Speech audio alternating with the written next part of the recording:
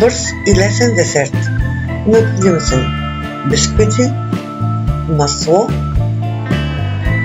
сирене, сладко от смокини и няколко орехови ядки.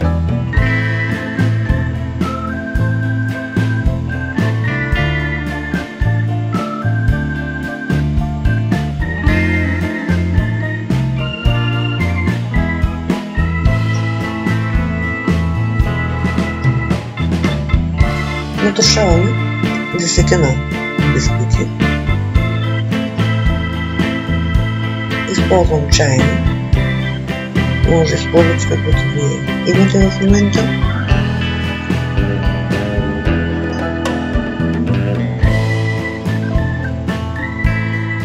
Разтопяваме маслото, което е 20-30 грама.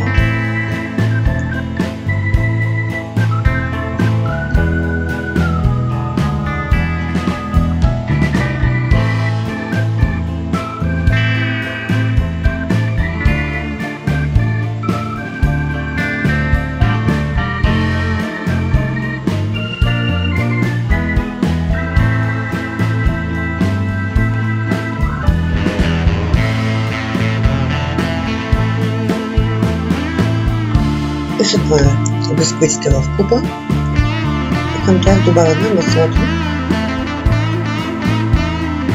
малко, за да видим колко ще поеме. В моя случай поема и 30 грама масло.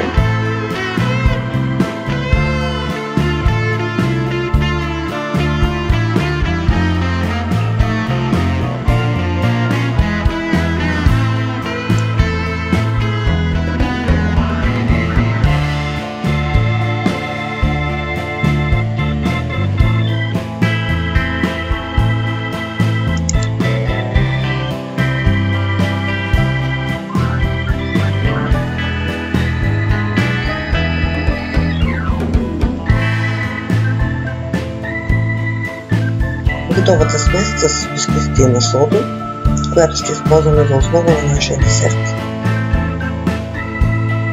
Поставяме в кръгла форма. Върху бисквитите поставяме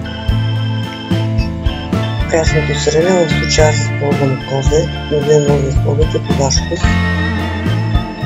Върху сиренето поставяме сладко от смокини, което разбира се може да замените също със сладко по ваш вкус.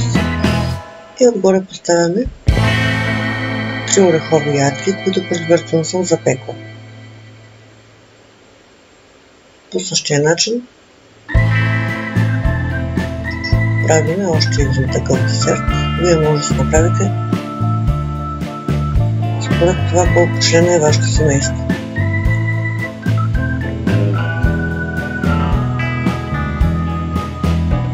Добавяме сиренето.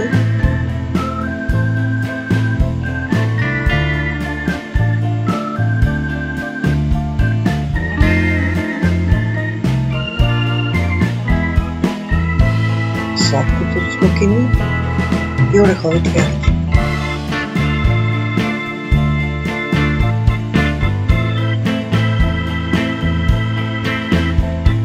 Тъй като моя ринг беше доста по-голям от големината на сиренето, затова сега ще притисна с помощта на пръстите си. Ще оформя